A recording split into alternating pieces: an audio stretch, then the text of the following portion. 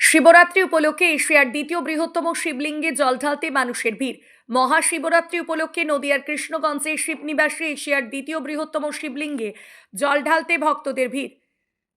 1754 খ্রিস্টাব্দে নদিয়া রাজ্যের রাজা কৃষ্ণচন্দ্র বর্গীদের হাত থেকে নিজে এবং পরিবারকে বাঁচাতে কৃষ্ণগঞ্জের মাঝদিয়ার এশিয়ার দ্বিতীয় বৃহত্তম শিবলিঙ্গ মন্দির প্রতিষ্ঠা করেন।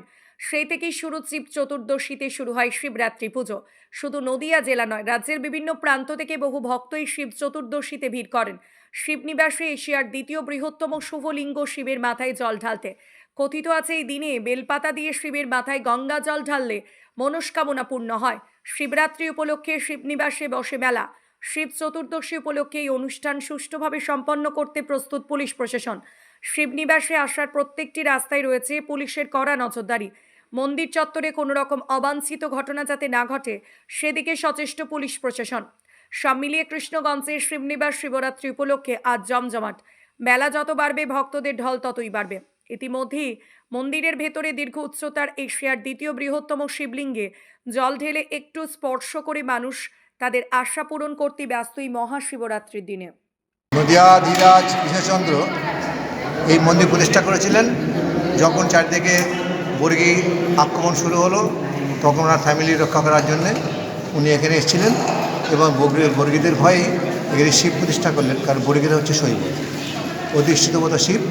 এই শিব প্রতিষ্ঠা করলেন 1754 শতাব্দে, 1754 খ্রিস্টাব্দে। আর এটা শিলালিপিতে 1676 শতাব্দে। তখন থেকে আমাদের এই শিবরাত্রি হয়ে আসছে। ভূমি একাদশীর মেলা 18 দিন পর এটা শেষ অনুষ্ঠান হয় শিবরাত্রি। সারা 4 প্রহরী পুজো হয় রাত্রিবেলা। এখানে অবশ্য 1 প্রহরে পরপর 4 প্রহরের পুজো হয়।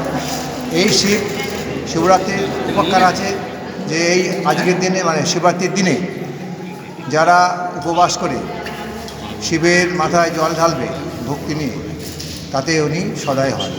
একটা ছোট্ট কাহিনী আছে। এক ব্যাদ তিনি গিয়েছিলেন শিকার করতে গভীর জঙ্গলে।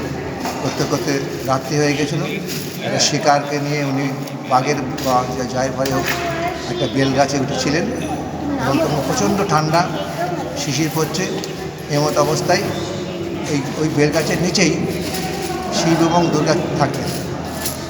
এবং ওইখানে উনি যখন ঠান্ডাতে খুব কাঁপছেন, বুবু করে আওয়াজ হচ্ছে মুখে, ওইটা পড়েছে আর বেলপাতা হাতে লেগে বেলপাতা ছেড়ে শিশিরের মাখানো জল শিবের মাথায় পড়েছে। তখন ঘোষণা হলেন নিজের থেকে, দেবাদিদেব করলেন, কে পরে ভক্ত আমার মাথায় আজকের এই চতুর্দশীতে বেলপাতা জল দিলেন। তখন উনি নিচে নামলেন, দেখে হরবান্ধবী বসে আছেন, প্রণাম করলেন, বলে কী বর চাও নেও। এই হচ্ছে একটা ছোট্ট উপাখ্যান। এতে বোঝা যাচ্ছে যে শিবরাত্রির দিনে একটু বেলপাতার জল প্রভুর মাথায় দিলে সন্তুষ্ট হন। এখানে তাই হবে। আগামীকাল সকাল 6টাতে মন্দির শুরু হবে।